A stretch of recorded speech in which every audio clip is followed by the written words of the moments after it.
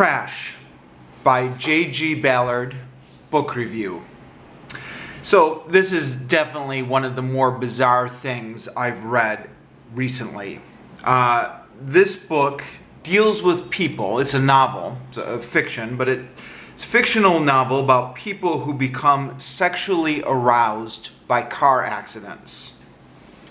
I had a friend who once was philosophizing on human sexuality, and he said, any possible perversion you can possibly imagine, you can bet that there are some people somewhere who have a fetish for it, and that there's an industry that caters to that fetish.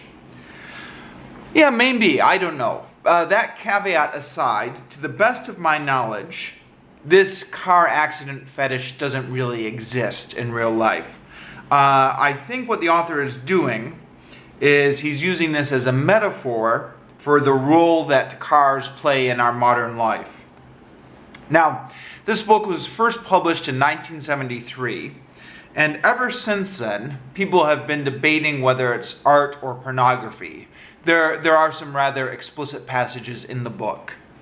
According to Wikipedia, one publisher-reader returned the verdict, the author is beyond psychiatric help, do not publish. There are some graphic descriptions of sex and car accidents which indicate that, if nothing else, the author is trying to push the boundaries. However, beneath all of this, there is a larger point.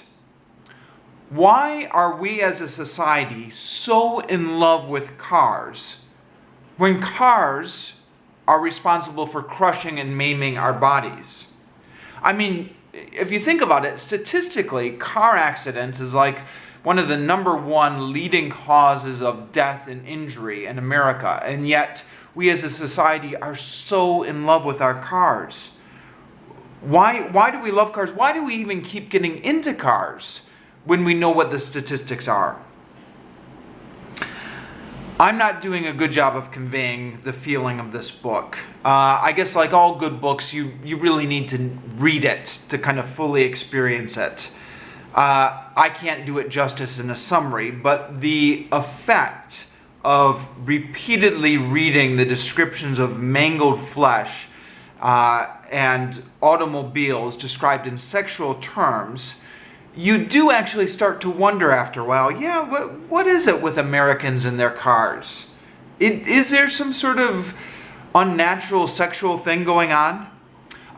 Technically, it's a British book. The author is British. But I think it applies equally as well to America, if not more.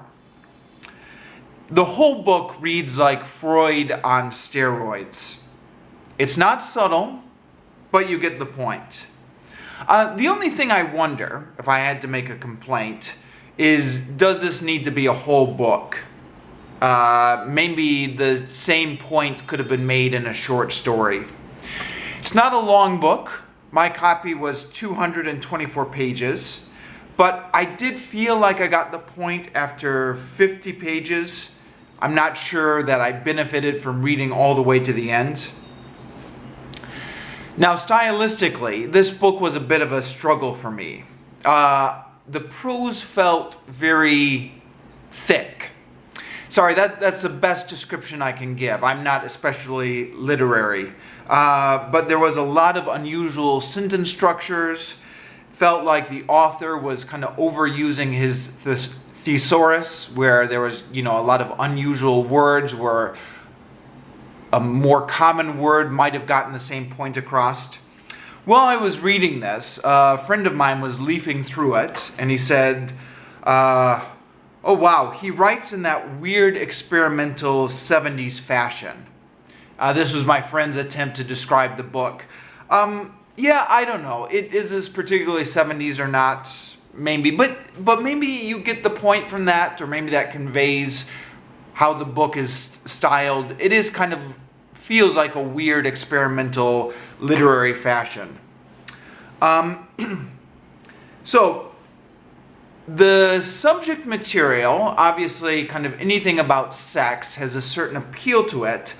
But despite that, I had a hard time keeping focused on this book. I felt like I struggled through a lot of it. Maybe this comes down to personal preference. If you like these kind of experimental literary styles, you'll probably enjoy the book more than I did. I felt like I had a hard time through parts of it, but I'm glad I read it on the whole.